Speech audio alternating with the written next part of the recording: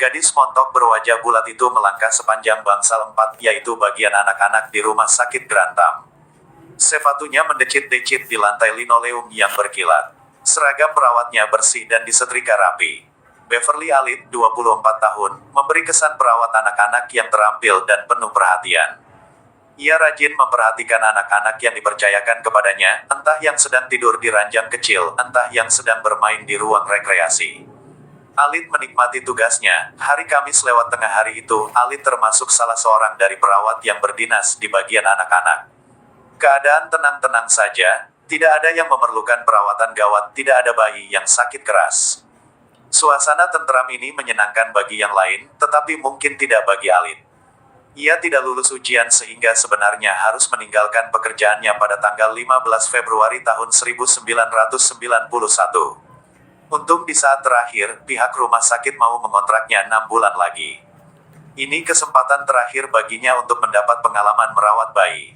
Ia perlu membuktikan kemampuannya. Seperti biasa, ia selalu tampil rapi. Arloji perawatnya tergantung pada rantai, termometer menyembul dari saku atas. Ia rajin melaporkan kejadian sekecil apapun kepada rekan-rekan perawat yang sebetulnya membuat mereka kesal. Kalau ada anak memerlukan perhatian, Alid selalu hadir di sebelah perawat senior yang bertanggung jawab di bangsal itu, tidak peduli bantuannya diperlukan ataupun tidak. Beberapa hari sebelumnya, kunci lemari obat hilang secara misterius. Lemari obat yang beralat pendingin itu menyimpan obat-obatan untuk keperluan bangsal 4. Letaknya dekat kantor perawat di sebelah kanan bangsal. Waktu itu, Barbara Parker, perawat senior di bangsal itu, memberikan rencengan berisi 20 anak kunci kepada Alid dan menyuruhnya mengambil obat tetes mata. Alid kembali tanpa obat yang diminta, sebab katanya kunci lemari itu tidak ada di rencengannya. Kunci itu tidak berhasil ditemukan. Nah, agar lemari tidak bisa dibuka oleh penemu atau pencuri kunci, lemari itu diberi kunci baru. Namun, kunci yang hilang itu sebetulnya tetap bisa dipakai membuka semua lemari obat lain di rumah sakit itu. Korban pertama. Sore hari, tanggal 21 Februari, seorang ibu muda, Jo Taylor, bergegas masuk ke bangsal 4 sambil menggendong bayinya yang baru berumur 7 minggu, Liam. Paru-paru bayi itu tersumbat dan dokter keluarga menyarankan agar bayi itu dibawa ke RSU Grantham. Jadi, ayah si bayi, Chris, melarikan anak istrinya ke Grantham. Mereka tiba pukul 16 dan menunggu diberitahu apa yang terjadi pada bayi mereka. Satu-satunya orang yang berbicara dengan mereka adalah Beverly Alid. Gadis itu tersenyum lebar dan ceria, kata-kata dari mulutnya adalah kata-kata yang paling ingin mereka dengar. Bayi Anda sebentar lagi pun sembuh. Kami akan menanganinya sebaik-baiknya. Liam ditaruh di salah satu dari 5 bilik kecil yang berderet di sebelah kiri bangsal. Setiap kamar itu mempunyai nama. Kamar Liam nomor 4 dan bernama Mr. Happy. Chris Taylor berdiri di belakang para perawat yang menangani bayinya. Terlihat Liam menderita sekali. Chris lega ketika Liam menangis keras sambil menendang-nendangkan kakinya. Alid menganjurkan agar Joe dan Chris yang sedang risau itu pulang saja untuk makan dulu. Semua sudah bisa diatasi. Keadaannya baik-baik saja. Sungguh, katanya dengan wajah cerah. Suami istri Taylor kembali pukul 18. Orang pertama yang mereka lihat adalah Alid. Keadaan Liam tiba-tiba memburuk. Katanya tenang. Kami mencoba menghubungi Anda. Ia muntah-muntah hebat sampai saya harus mengganti seragam. Orang tua Liam sangat risau, sampai tidak terpikir untuk mengecek kebenaran keterangan itu. Apalagi karena tidak ada orang lain di situ. Padahal Alid berdusta. Perawat senior yang sepanjang hari berada di sana bisa menjadi saksi bahwa seragam Alid masih yang itu juga. Yang terjadi pada Liam sebenarnya mencengangkan. Ia sedang tidur nyenyak ketika Alid masuk ke biliknya. Sekejap kemudian Alid keluar dari sana, lalu mengumumkan bahwa Liam dalam keadaan gawat. Bayi itu segera dibawa ke ruang perawatan. Para dokter menghubungkannya dengan mesin pernapasan. Udara dipompakan ke paru-parunya. Beberapa jam kemudian keadaannya pulih. Dokter heran suami istri Taylor tidak mau pulang. Mereka menginap di kamar yang bersebelahan dengan bilik-bilik kecil. Keesokan harinya Liam dianggap cukup kuat untuk dipindahkan dari ruang perawatan ke Mr. Happy. Lohor berikutnya, Chris Taylor tersenyum lega ketika melihat putranya membuka mata kembali dan meraih boneka beruangnya. Saat itu Alid masuk dan memeluk ayah yang khawatir itu. Katanya, ia dengan sukarela akan melembur malam itu. Saya ditunjuk khusus untuk merawat bayi Anda, katanya. Jumat malam itu suami istri Taylor menginap lagi di rumah sakit. Sesaat sebelum tengah malam, Chris Taylor menjengukkan kepalanya ke dalam bilik Liam. Dilihatnya Alit dan perawat lain bernama David Willis sedang menyemprot saluran napas Liam supaya lega. Chris dan istrinya yang kelelahan merasa lega karena mengira krisis sudah lewat. Mereka pun beristirahat di kamar yang jaraknya tidak sampai 7 meter dari kamar bayi mereka. Alit boleh dikatakan terus mendampingi Liam di Mr. Happy. Menjelang pukul 21, Harsat Taylor, dokter anak, merasa puas dengan keadaan Liam dan meninggalkan pasien cilik itu bersama Alit. Pagi-pagi keadaan bangsal sunyi. Alit yang menamakan dirinya perawat khusus bagi pasien cilik ini, mulai menyuruh-nyuruh dua perawat lain yang ada di sana. Mula-mula Alison Clegg yang statusnya calon perawat itu disuruhnya mengambil kateter hidung. Ketika kembali, It disuruh mengambil spray. David Wills disuruhnya mengambil kateter juga. Kepergian kedua perawat itu paling-paling hanya beberapa menit dan mereka cuma perlu beranjak beberapa meter dari sana, tapi selama absen dari Mr. Happy, mereka tidak mungkin melihat apa yang dilakukan Alit karena terhalang dari pandangan. Clegg kembali lebih dulu. Begitu masuk dilihatnya Alit berdiri kaku di samping ranjang, dalam keadaan shock. Di ranjang Liam tampak sepucat kapur. Bercak-bercak bundar berwarna merah terang mulai muncul di wajah bayi itu. Alit berteriak memanggil Wills, yang datang diikuti Alan Greenaway seorang calon perawat. Alit dengan gemetar berteriak, "Tim darurat. Panggil tim darurat." Wills tercengang melihat Liam terbaring di ujung mesin pengaktif pernapasan dalam keadaan bergelung seperti bola. Padahal anak itu ditinggalkannya dalam keadaan terbaring normal. Pukul 4.13. Liam mengalami gagal jantung, jantungnya berhenti berdenyut. Selama 2 jam berikutnya bilik kecilnya dipenuhi oleh staf gawat darurat. Kerongkongan Liam sempat salah dimasuki pipa untuk pernapasan. 2 dokter anak, yaitu Taylor dan Charir Nanayakar, memperjuangkan nyawa Liam. Sejam kemudian, para dokter melihat Liam tidak tertolong lagi, namun, mereka tetap mencoba sampai pukul 6.00. Saat itu tanda-tanda hidup pada Liam sudah minimal. Dokter Nanayakar yang sangat lelah tak habis pikir bagaimana anak seumur itu bisa mengalami gagal jantung. Dengan loyo ia memerintahkan agar mesin-mesin dimatikan. Alit menyaksikan seluruh prosedur. Ia juga menyaksikan Chris Taylor dan istrinya dibangunkan untuk diberitahu bahwa walaupun putra mereka masih hidup, otaknya sudah mati dan tidak ada harapan lagi. Pukul 7.30 Alit pulang. Ia tidak diperiksa. Ia tidak kembali untuk dinas malam. Alit baru muncul 2 jam setelah Liam meninggal. Tidak pernah ada orang yang tahu dengan tepat mengapa Liam meninggal. Walaupun otak, jantung, dan organ-organ lainnya diperiksa secara patologis, misteri itu tidak terungkapkan. Mungkin saja penyebabnya obat, seperti umpamanya kalium yang diinjeksikan ke dalam otot. Bisa juga insulin dosis tinggi. Bahkan bisa juga mulut dan hidungnya dibekap dengan tangan, namun, penelitian serius baru dilakukan berminggu-minggu. Kemudian, Alit tidak pernah diperiksa dengan seksama perihal kunci lemari obat yang hilang. Kematian Liam yang perawatannya dipercayakan padanya menjadikan Alit sadar bahwa ia mampu melakukan pembunuhan. Ia ketagihan. Mulai hari itu, penyakit Alit yang berbahaya tidak terkendalikan. Bangsal 4 yang penuh gambar dan mainan, yang ditata agar anak-anak betah itu, kini menjadi ajang pembunuhan. Korban kedua, Alit tidak membuang waktu. Tanggal 5 Maret Timothy Harwick yang berumur 11 tahun tetapi usia mentalnya sama dengan anak berumur 3 bulan, berulang-ulang terserang ayan. Ia dipercayakan pada perawatan Alit, orang tua dan guru-gurunya melihat ia dibaringkan dengan lembut di kamar dengan 4 ranjang, di sebelah ruang rekreasi. Tempat itu dihiasi dengan gambar-gambar dan mainan berwarna ceria. Timothy terlalu sakit untuk ikut bermain. Namun keadaannya tidak gawat dan ia berangsur membaik. Semua orang terkesan melihat sikap Alit yang tenang dan penuh perhatian. Saat itu banyak petugas lain yaitu para perawat yang hilir mudik bawa baki obat dan dokter-dokter di tempat perawatan. Namun letak bangsal 4 tidak memungkinkan para petugas di sisi lain melihat kegiatan Alit.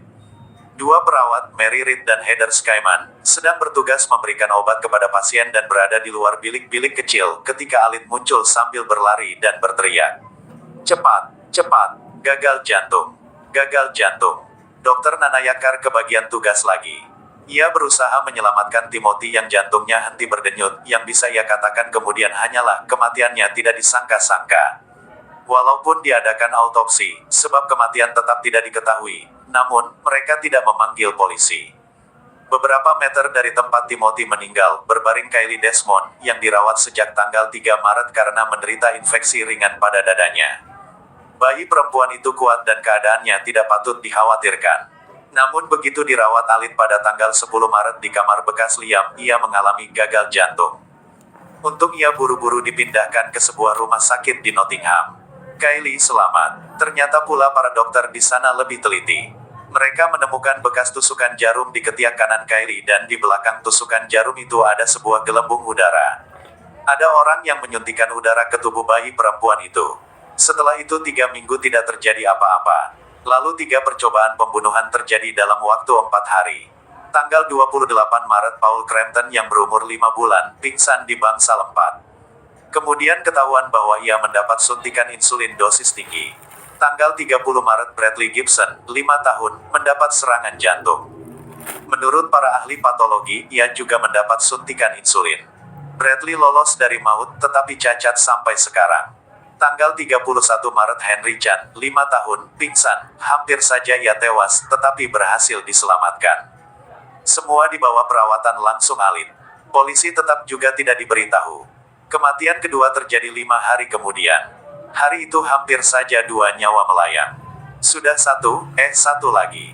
Becky Phillips yang berumur 9 minggu mulai dirawat di bangsal 4 pada tanggal 1 April. Kelihatannya ia tidak begitu sakit. Ia dimasukkan ke rumah sakit sekadar untuk observasi. Waktu itu Alit cuti 2 hari. Begitu masuk, ia mencari-cari alasan untuk mengopeni Becky di kamar nomor 5, yang diberi nama Mr. Tickle. Tanggal 5 April Alit berlari keluar dari kamar itu dan memaksa perawat lain melihat Becky. Tubuhnya dingin dan kelihatannya kadar gula darahnya sangat rendah, katanya. Rasanya kita perlu memanggil dokter. Rekannya tidak melihat ada kelainan apa-apa. Keesokan harinya, Becky dibawa pulang, setelah disuapi oleh Alit. Malam itu Becky berteriak-teriak kesakitan dan kejang-kejang beberapa kali. Sejam kemudian Becky meninggal. Ketika darahnya diperiksa, ternyata kadar insulinnya tinggi. Dokter keluarganya merasa heran. Ia khawatir saudara kembar Becky, Kathy, mengalami hal yang sama. Sebagai tindakan berjaga-jaga, Kathy dimasukkan ke bangsal 4 di Grantham untuk diawasi oleh Alit. Malam itu Alit memindahkan ranjang Kathy di bilik nomor 2 Mr. Noisy, tanpa memberitahu para perawat lain. Lalu 10 menit kemudian ia keluar menggendong Kathy sambil berteriak, gagal jantung. Gagal jantung. Saat itu Kathy sudah biru kehitam-hitaman dan berhenti bernapas, walaupun tidak ada sistem gawat darurat yang memberi isyarat. Kathy bisa diselamatkan, tetapi 5 tulang rusuknya ditemukan patah. Waktu itu diperkirakan akibat prosedur mengaktifkan kembali pernapasannya. Selama 11 hari berikutnya, ada 4 anak pingsan tanpa diketahui penyebabnya, padahal mereka anak-anak yang kuat dan keadaannya baik. Michael Davidson, 7 tahun, menderita serangan jantung. Chris Biscuit, 8 bulan, berhenti bernapas. Patrick Elston, 7 minggu, menderita kerusakan otak yang permanen akibat napasnya berhenti. Dalam semua kasus, Alit selalu pernah berduaan saja dengan anak yang bersangkutan, padahal orang lain tidak. Dalam semua kasus, penyebabnya tidak wajar. Namun, polisi tidak juga diberitahu. Kemudian tanggal 18 April bangsal 4 menerima Claire Peck, 15 bulan. Anak itu asmatis. 2 hari kemudian ia sudah boleh pulang. Tanggal 22 April ia dibawa kembali karena batuk hebat. Nelson Porter, sang dokter anak, menyuruh Claire diinfus di ruang perawatan. Susan Peck, ibu Claire, menyaksikan napas putrinya berbunyi tetapi keadaannya tidak parah sekali. Susan ikut masuk ke ruang perawatan, tempat Porter dilihatnya mencampur cairan infus. Di sebelah dokter itu berdiri seorang perawat bertubuh montok berambut coklat kelabu. Perawat itu Alit. Barbara Barker, perawat senior di bangsal itu, mengantar Susan, suaminya Peter, dan ayahnya ke ruang di sebelah ruang perawatan. Kemudian dokter memberitahu Claire harus dipindahkan ke Queen's Medical Center di Nottingham. Boleh saya lihat dulu sebentar? Tanya Susan. Ketika ia masuk ke ruang perawatan, dilihatnya anak mereka sedang ditangani oleh seluruh tim. Susan dan Peter Peck dipersilakan menunggu di ruang tunggu. Beberapa menit kemudian dokter menghampiri mereka lagi. Keadaan anak Anda tidak memungkinkan ia dipindahkan, katanya. Susan meminta izin untuk melihat anaknya dulu. Ketika ia masuk ke ruang perawatan, 2 perawat keluar berteriak-teriak dan mendorong si ibu kembali ke ruang tunggu. Susan memaksa juga masuk. Dilihatnya dua perawat mengangkat Claire dari mesin ventilasi. Bayi itu sudah meninggal. Alit berdiri dengan wajah tanpa ekspresi di bilik itu. Seorang ahli racun menemukan lignocaine, suatu obat keras, dalam tubuh Claire. Zat itu tidak boleh hadir dalam tubuh bayi.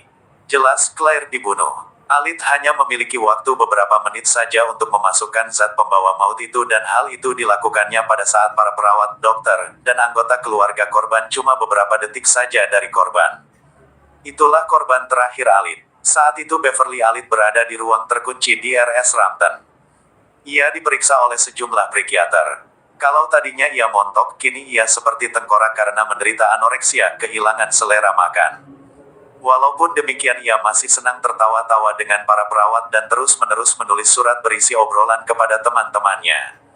Juri menyatakan ia bersalah membunuh 4 anak dan mencoba membunuh 3 anak serta menganiaya 6 anak lagi. Keputusan itu disampaikan kepadanya oleh para pembelanya. Orang tuanya tetap yakin ia tidak bersalah dan mereka akan mengusahakan naik banding. Pada saat karangan ini dibuat, hakim belum memutuskan hukuman apa yang akan dijatuhkan kepada Alit. Setelah mengikuti kisahnya, ada pertanyaan besar yang layak dipertanyakan. Bagaimana seorang yang menderita kelainan jiwa sejak kecil bisa dipercaya merawat anak sakit di rumah sakit? Beverly Alit, gadis montok yang temperamental itu, setelah remaja pernah berbulan-bulan lamanya merepotkan para dokter yang bertugas memberi pertolongan kepada penderita kecelakaan di rumah sakit Grantham. Seorang wartawan freelance yang bernama Nick Davis melakukan penyelidikan lebih dari setahun berkaitan dengan kasus Beverly Alit. Ia berhasil mengetahui latar belakang Alit dari arsip rumah sakit tersebut. Menurut arsip para dokter yang pernah merawatnya pada tahun 1986, Alit menderita sindroma yang dinamakan Munchausen. Ia mati-matian menciptakan suasana dramatis supaya mendapat perhatian dari para dokter. Tahun 1987, ia datang lagi berulang-ulang untuk menunjukkan cedera ringan di tangan dan punggung. Selama 3 tahun berikutnya, ia datang 24 kali. Namun anehnya, tidak ada orang yang menyampaikan hal itu ke bagian anak-anak di rumah sakit yang sama. Tahun 1989, ia melamar menjadi siswi perawat dan bertugas 2 tahun di Grantham. Selama dalam pendidikan, ia sering absen. Pernah dalam setahun, ia tidak masuk selama 93 hari karena sakit. Sakitnya apa? Tidak jelas, tidak ada yang tahu. Bulan Desember 1990, ia tidak lulus dalam wawancara untuk melamar kerja di Grantham. Sebulan kemudian, ia ditolak oleh Pilgrim Hospital di Boston. Sementara itu, ia terus bekerja di Grantham yang memberi kesempatan kepadanya untuk belajar lagi karena ia lama absen.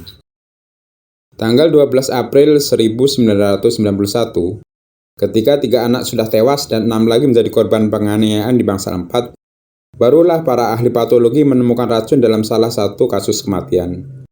Itu pun polisi baru dipanggil tanggal 30 April, ketika Alit sudah membunuh seorang anak lagi. Pihak rumah sakit rupanya takut mendapat nama buruk kalau mereka melapor ke polisi. Soalnya, penyidikan akan mengungkapkan berbagai kekurangan mereka, baik dalam hal menyediakan tenaga terampil, komunikasi antar departemen, disiplin, maupun prosedur gawat darurat. Akibatnya, pasien dan keluarganya mengalami musibah seperti yang sudah dikisahkan sebelumnya.